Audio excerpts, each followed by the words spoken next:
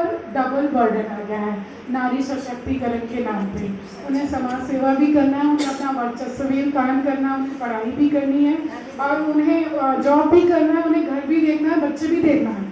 तो वो उनके लिए मुझे नहीं लगता वो ब्लेसिंग होगा, वो कर्ज हो गया है ना, क्योंकि वो इतनी चीजें कर रही है फिर भी उनका सम्मान नहीं हो रहा है, क्योंकि वो परिवार के साथ न्याय नहीं कर पा रही है। तो सम्मान होगा कहाँ से? परिवार अपनी जगह सही है।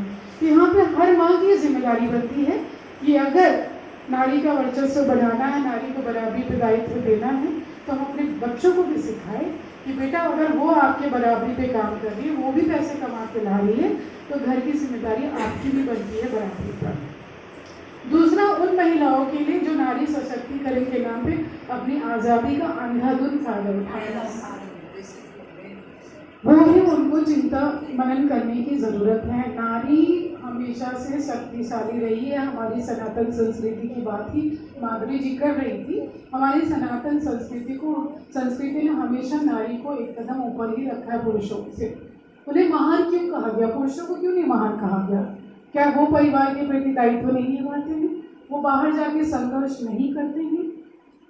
उनको महान क्यों नहीं कहा गया? क्योंकि नारी के त्याग के समक्ष उनका त्याग कुछ भी नहीं हुआ। नारी को अपनी इस शक्ति को भी पहचानने की जरूरत है, उसका सम्मान करने की जरूरत है। अब बदलते वक्त के साथ ये तो सकारात्मक हिस्से की मैंने बात की, पर जिंदगी में हर हिस्से के दो पहलू होते हैं, उसे हम नकार नहीं सकते हैं। हमें दूसरे पहलू की तरफ भी ये समझने की जरूरत, समाज को ये स्वीकारने की जरूरत है, ये समझने की जरूरत है। संयुक्त परिवार सौभाग्य है। निश्चित रूप से इंसान को कोशिश करनी चाहिए कि हम अपने परिवार को बनाकर रखें, और आप इस सत्य को नकार नहीं सकते हैं कि उसमें त्याग, समर्पण, संयम की जरूरत होती ही है। बिना उसके हम किसी परिवार की बात नहीं, कहीं भी हम सफल नहीं हो सकते हैं, जो आज लैकिंग हो रहा है समाज में। संयुक्त परिवार सौभाग्य है। एकल परिवार की आत्म शांति का भी सम्मान होना चाहिए।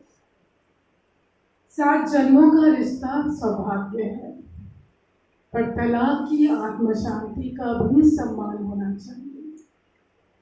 जीवन में प्रेम एक बार ही होना चाहिए, जीवन में विवाह भी एक बार ही होना चाहिए, पर दूजे विवाह की आत्म शांति का भी सम्मान होना चाहिए।